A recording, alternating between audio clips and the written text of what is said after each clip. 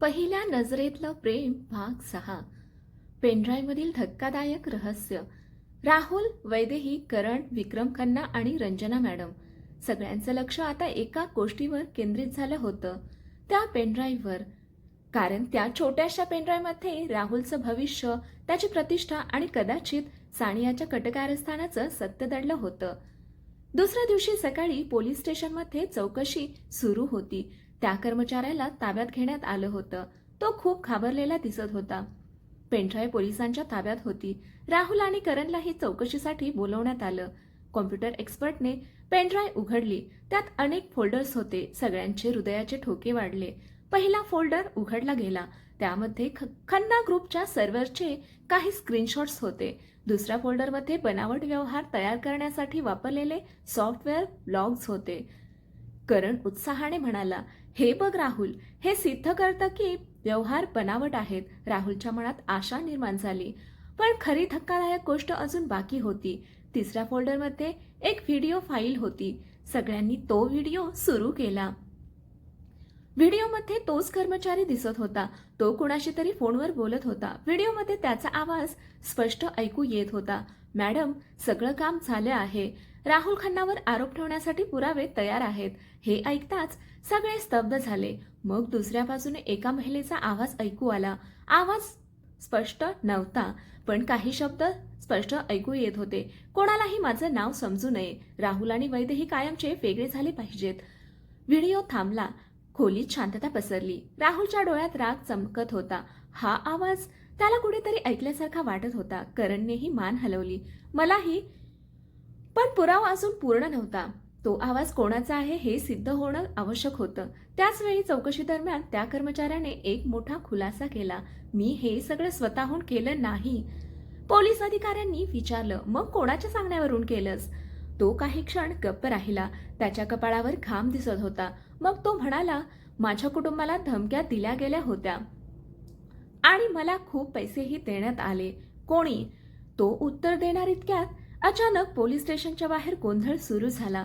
एक कार वेगाने येऊन थांबली. काही लोकांनी आरडाओरडा सुरू केला. या गोंधळाचा फायदा घेत तो कर्मचारी अचानक बेशुद्ध पडला.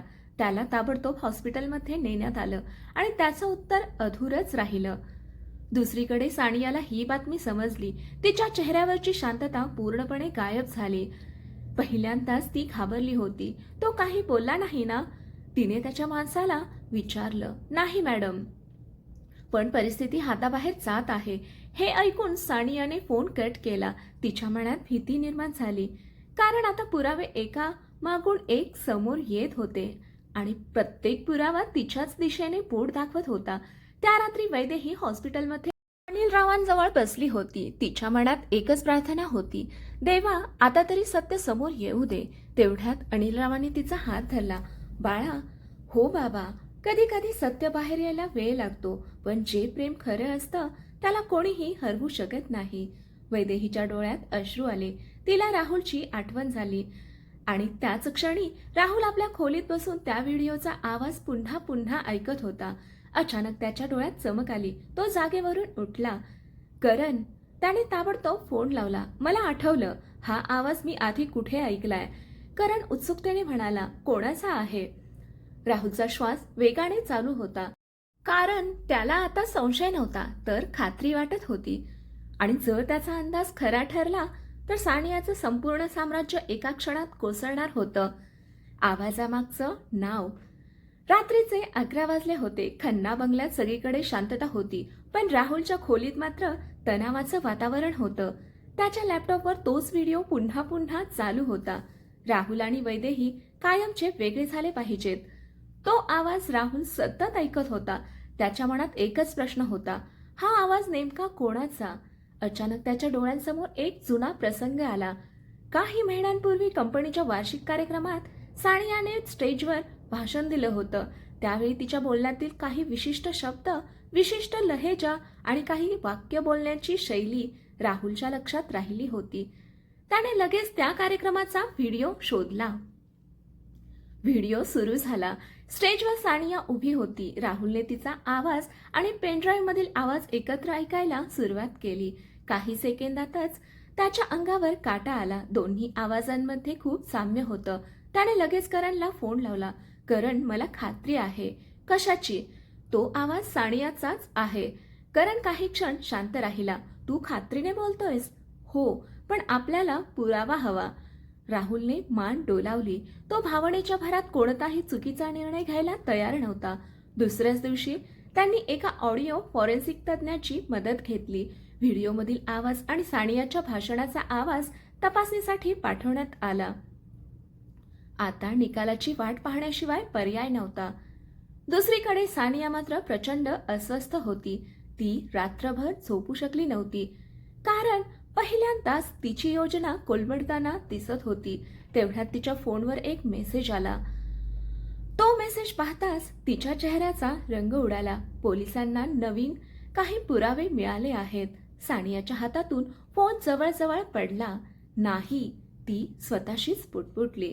तिला जाणवत होतं जाळं हळूहळू तिच्याभोवती आवळलं जात आहे.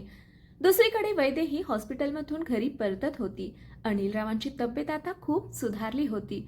अनेक दिवसांनी घरात थोडं समाधानाचं वातावरण होतं. पण वैदेहीच्या मनात अजूनही राहुलची चिंता होती. ती घरी पोहोचली तेवढ्यात दाराची बेल वाजली. दार उघडताच तिला समोर एक अनोळखी वृद्ध व्यक्ती दिसली. त्यांच्या चेहऱ्यावर गंभीर भाव होते. तू वैदेही देशमुख आहेस? हो, मला तुझ्या वडिलांबद्दल काही महत्वाचं सांगायचं आहे. वैदेही दचकली. कोण आहात तुम्ही? त्या वृद्धांनी त्यांच्या खिशातून एक जुना फोटो बाहेर काढला. फोटो 3 तरुण उभे होते. एक विक्रम खन्ना, एक अनिल देशमुख आणि तिसरा अनोळखी व्यक्ती. हा तिसरा माणूस कोण आहे? वैदेहीने विचारलं. वृद्धांचा आवाज गंभीर झाला. याच माणसामुळे तुमच्या दोन्ही कुटुंबांचं आयुष्य बदललं. वैदेहीच्या हृदयाचे ठोके वाढले. म्हणजे 20 वर्षापूर्वी झालेल्या फसवणुकीमागे जो खरा सूत्रधार होता तो हाच माणूस आहे. हे ऐकताच वैदेही स्तब्ध झाली. कारण इतक्या वर्षांपासून विक्रम आणि अनिल यांच्यात गैरसमज निर्माण करणारा खरा गुन्हेगार अजूनही समोर आलेला नव्हता. आणि आता त्या व्यक्तीचा धागा तिच्या हातात येणार होता.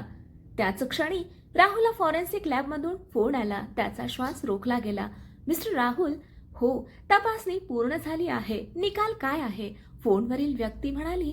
व्हिडिओमधील आवाज आणि सानियाचा आवाज 98% जुळतो. राहुलच्या डोळ्यात चमक आली. अखेर त्याच्या हातात पहिला ठोस पुरावा आला होता. पण त्याला कल्पनाही नव्हती की सानियाच्या मागे उभा असलेला खरा खेळाडू अजून समोर यायचा होता. आणि तो व्यक्ती फक्त राहुल वैदेहीचं प्रेम नाही तर अनेक कुटुंबांचं आयुष्य उद्ध्वस्त करण्यासाठी पुन्हा मैदानात उतरला होता. खरा सूत्रधार परतला. राहुलच्या हातात आता एक महत्वाचा पुरावा होता. Forensic report. त्यात स्पष्ट लिहिलं होतं व्हिडिओमधील आवाज आणि सानियाचा आवाज 98% जुळतो. हा रिपोर्ट पाहताच राहुलच्या चेहऱ्यावर अनेक दिवसानंतर समाधान दिसलं. कारण अखेर सत्याच्या दिशेने एक मोठं पाऊल टाकलं गेलं होतं. करण आनंदाने म्हणाला. आता सानिया वाचू शकत नाही. पण राहुलच्या मनात अजूनही एक प्रश्न होता. जर सानियाने हे सगळं केलं असेल तर तिला एवढी माहिती मिळाली कुठून? आणि त्या जुन्या प्रकरणाबद्दल तिला कोणी सांगितलं? करण ही विचारात पडला. कारण सानिया चतुर होती. पण 20 वर्षापूर्वीच्या फसवणुकीचं रहस्य तिला स्वतःहून सापडणं जवळजवळ अशक्य होतं. याचा अर्थ कोणीतरी तिला मार्गदर्शन करत होतं. दुसरीकडे वैदेहीच्या घरी आलेले ते वृद्ध व्यक्ती शांतपणे बसले होते. त्यांचं नाव होतं माधवराव कुलकर्णी. ते विक्रम खन्ना आणि अनिल देशमुख यांच्या जुन्या कंपनीत अकाउंट्स विभागात काम करत होते. वैदेही आणि अनिलराव दोघेही त्यांच्या समोर बसले होते. माधवरावांनी थरथरत्या हातांनी तो जुना फोटो टेबलावर ठेवला. हा माणूस ओळखता का? अनिलरावांनी फोटोकडे पाहिलं आणि त्यांच्या चेहऱ्याचा रंग उडाला. नाही, ते पुटपुटले. पण त्यांच्या डोळ्यातील भीती काही वेगळंच सांगत होती. माधवराव गंभीर स्वरात म्हणाले. याचं नाव आहे रघुनाथ महाजन. खोलीत एकदम शांतता पसरली. अनिलरावांनी डोळे मिटले. जुन्या आठवणी पुन्हा जाग्या झाल्या. रघुनाथ महाजन, तोच कंपनीचा फायनान्स मॅनेजर. तोच माणूस ज्याच्यावर विक्रम आणि अनिल दोघेही विश्वास ठेवत होते. आणि तोच माणूस ज्याने त्यांच्या विश्वासाचा गैरफायदा घेतला होता. माधवराव पुढे म्हणाले. फसवणूक त्यानेच केली होती. पण त्यावेळी कोणालाही ते सिद्ध करता आलं नाही. वैदेहीने विचारलं, मग आता अचानक तुम्ही हे सगळं का सांगत आहात? माधवरावांच्या डोळ्यात काळजी दिसू लागली, कारण तो परत आलाय हे ऐकताच सगळे दचकले. काय? हो, मी काही दिवसांपूर्वी त्याला पाहिलं. तो इथेच शहरात आहे आणि तो काहीतरी मोठं करत आहे. अनिलरावांच्या हातातून पाण्याचा ग्लास खाली पडला, कारण त्यांना माहिती होतं रघुनाथ महाजन म्हणजे संकट. दुसरीकडे सानिया तिच्या आलिशान बंगल्यात बसली होती. ती प्रचंड तणावाखाली होती. अचानक तिच्या फोनवर एक कॉल आला. स्क्रीनवर नाव नव्हतं, फक्त एक नंबर. तिने कॉल उचलला. हॅलो. फोनच्या दुसऱ्या बाजूने एक जड आवाज आला. सानिया, घाबरू नकोस, खेळ अजून संपलेला नाही. सानियाच्या चेहऱ्यावर आश्चर्य उमटलं. तुम्ही? हो, मी परत आलोय. सानियाच्या ओठांवर हसू उमटलं, कारण हा आवाज तिला चांगलाच ओळखीचा होता. रघुनाथ सर. फोनवरील व्यक्ती हसली. आता पुढचा डाव मी खेळणार. पण राहुल आणि वैदेही, त्यांची काळजी करू नकोस. यावेळी त्यांचं प्रेम त्यांची सर्वात मोठी कमजोरी ठरेल. कॉल कट झाला. सानिया काही क्षण स्तब्ध बसून राहिली. मग तिच्या चेहऱ्यावर पुन्हा एकदा आत्मविश्वास दिसू लागला. तिला वाटलं रघुनाथ महाजन तिच्या सोबत आहे, म्हणजे विजय निश्चित आहे. पण तिला माहित नव्हतं रघुनाथ कोणाचा सखा नव्हता. तो फक्त स्वतःचा विचार करणारा माणूस होता आणि त्याच्या मनात एक अशी योजना सुरू होती ज्यात सानिया ही फक्त एक प्याद होती. त्याच रात्री राहुलला माधवरावांचा फोन आला. राहुल, मला तुला भेटायचं आहे. का? कारण तुझ्या वडिलांच्या भूतकाळातील खरा गुन्हेगार परत आलाय. राहुलच्या हृदयाचे ठोके वाढले. त्याला जाणवत होतं की आतापर्यंत संघर्ष फक्त सुरुवात होती. खरं युद्ध आता सुरू होणार होतं आणि या युद्धात फक्त प्रेम नाही, तर सत्य, न्याय आणि अनेक वर्षापासून दडलेलं रहस्य समोर येणार होतं. रघुनाथ महाजनची भयानक योजना. रात्रभर राहुलला झोप लागली नाही. माधवरावांनी सांगितलेलं एकच वाक्य त्याच्या कानात घुमत होतं. तुझ्या वडिलांच्या भूतकाळातील खरा गुन्हेगार परत आलाय. रघुनाथ महाजन हे नाव त्याने पहिल्यांदाच ऐकलं होतं, पण त्या नावामागे किती मोठं वादळ दडलं आहे याची त्याला जाणीव होत होती. दुसऱ्या दिवशी सकाळी राहुल, करण आणि विक्रम खन्ना माधवरावांना भेटायला गेले. माधवराव त्यांच्या जुन्या घरात राहत होते. घर साधं होतं, पण भिंतीवर अनेक जुन्या आठवणींचे फोटो लावलेले होते. त्यांनी राहुलला बसायला सांगितलं. रघुनाथ महाजन फक्त चोर नव्हता, माधवराव गंभीर स्वरात म्हणाले. तो लोकांच्या भावनांशी खेळणारा माणूस होता. त्याला पैसा हवा असायचा, पण त्याहून जास्त त्याला सत्ता हवी होती. राहुल लक्षपूर्वक ऐकत होता. 20 वर्षांपूर्वी त्याने कंपनीतून पैसे चोरले, पण त्याहून मोठं पाप त्याने केलं. त्याने 2 जीवलग मित्रांमध्ये अविश्वास निर्माण केला. विक्रम खन्नांनी मान खाली घातली, कारण ते सत्य होतं. आजही मला त्या दिवसाचा पश्चाताप होतो. त्यांच्या डोळ्यात पाणी आलं. जर मी अनिलवर विश्वास ठेवला असता तर आज परिस्थिती वेगळी असती. माधवराव म्हणाले. पण रघुनाथला हवं तेच झालं. 2 मित्र वेगळे झाले आणि तो सगळे पैसे घेऊन गायब झाला. राहुलने विचारलं, मग तो आता परत का आलाय? माधवरावांच्या चेहऱ्यावर चिंता दिसू लागली, कारण त्याला पुन्हा पैसा हवा आहे आणि यावेळी त्याचं लक्ष खन्ना ग्रुप आहे. हे ऐकताच खोलीत शांतता पसरली. राहुलच्या मनात धक्का बसला. म्हणजे हे सगळं, सानियाचे कटकारस्थान, राहुलवरील आरोप, भूतकाळाचं सत्य, हे सर्व एका मोठ्या योजनेचा भाग होतं. दुसरीकडे सानिया एका आलिशान हॉटेलमध्ये रघुनाथला भेटायला आली होती. रघुनाथ महाजन आता 60त होता.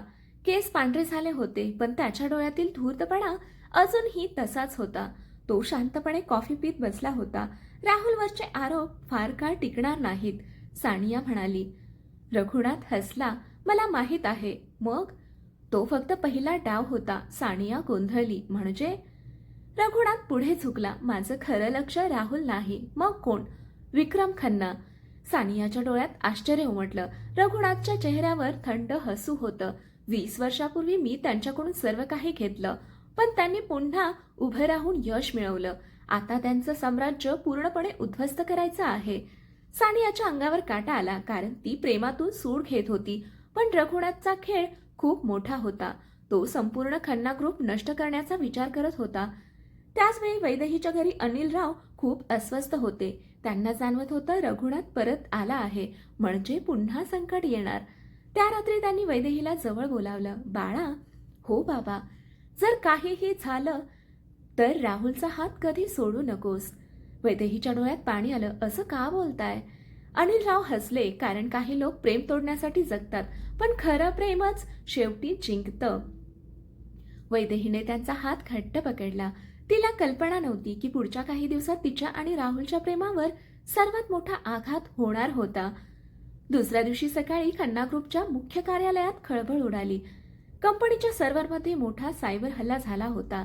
महत्वाचा डेटा गायब झाला होता. शेअर्सचे दर घसरू लागले होते. मीडिया ऑफिस बाहेर जमू लागली होती आणि सर्वात धक्कादायक गोष्ट म्हणजे या हल्ल्याचे काही डिजिटल पुरावे थेट राहुलकडे निर्देश करत होते. राहुल पुन्हा एकदा अडचणीत सापडणार होता. पण यावेळी खेळ फक्त त्याच्या प्रतिष्ठेचा नव्हता, तर हजारो कर्मचाऱ्यांच्या भविष्याचा होता. आणि रघुनाथ महाजनची भयानक योजना आता प्रत्यक्षात उतरू लागली होती. भाग 7 मध्ये आपण पाहू साम्राज्यावरचा हल्ला. कथा इथपर्यंत जर आवडली असेल तर कथेला लाईक करा, शेअर करा, कॉमेंट करा आणि आपल्या चॅनेलला सबस्क्राईब करा. कथा वाचल्याबद्दल आणि ऐकल्याबद्दल आपले खूप खूप धन्यवाद.